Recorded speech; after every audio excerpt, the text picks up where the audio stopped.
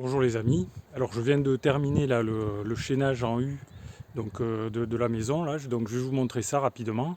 Mais avant de vous présenter ce chaînage, n'oubliez pas de vous abonner à la chaîne si vous ne l'avez pas encore fait. Comme ça vous recevrez gratuitement des actualités sur la construction de ma maison. Ça peut toujours vous servir si vous avez vous-même un projet de construction. Alors pour ceux qui me suivent, ils savent que donc je construis une maison individuelle, donc seule par moi-même, voilà. Et là, j'ai terminé. Alors c'est une maison de plein pied, comme vous pouvez voir. Enfin, comme vous pouvez voir. Disons qu'il n'y a pas l'étage. Alors vous risquez pas de voir qu'il y a un étage. Mais j'ai pas prévu de faire un étage. Voilà ce que je voulais dire. Donc là, je viens de terminer la partie, le dernier rang de parpaings en fait.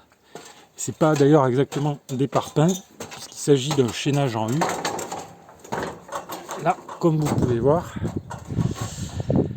c'est un chaînage en U donc qui a pour but de rigidifier l'ensemble de la structure en fait. Voilà, comme vous pouvez voir. Alors, une partie des chaînages ne sont pas encore ferraillés, mais l'ensemble, vous voyez, comme par ici, là j'ai déjà mis la ferraille. Voilà, donc là il faut tout relier en fait, il faut tout ferrailler tout le tour là. Tout relier, tout attacher, vous voyez.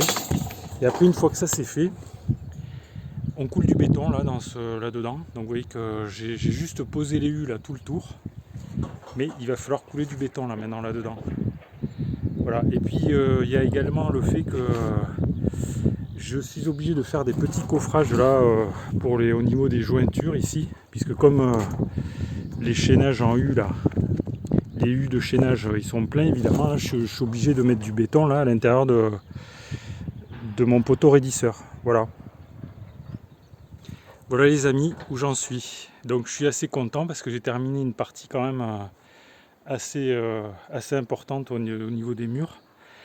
Et maintenant il va me rester, une fois que j'aurai coulé là, que j'aurai ferraillé, que j'aurai coffré tous ces petits trucs là, les angles, etc.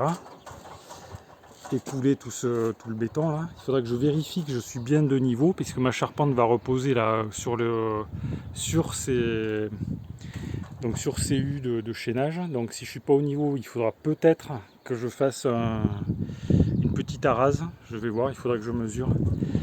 Et après il me restera à construire les pignons. Alors les pignons c'est encore une autre affaire, parce que jusque là j'ai travaillé avec ça, vous voyez, avec cet échafaudage. Déjà là j'ai un escabeau, mais j'ai du mal à monter. Il va me falloir une échelle, et je pense que ça n'ira pas, que je vais devoir donc je vais devoir louer un échafaudage, probablement. Voilà les amis, donc ce que je pouvais vous dire aujourd'hui. Donc vous voyez qu'il fait beau, j'ai de la chance. Et donc je publierai des vidéos au fur et à mesure de l'avancement du chantier. Donc si ça vous intéresse, vous pouvez vous abonner. Comme ça vous aurez des actualités sur le... Il est 17h, vous voyez, c'est l'heure de partir là. Donc abonnez-vous, mettez des commentaires si vous avez envie de mettre des commentaires. Vous pouvez aussi cliquer sur le pouce j'aime sous la vidéo. Je vous remercie pour votre attention et je vous dis à bientôt pour de nouvelles vidéos.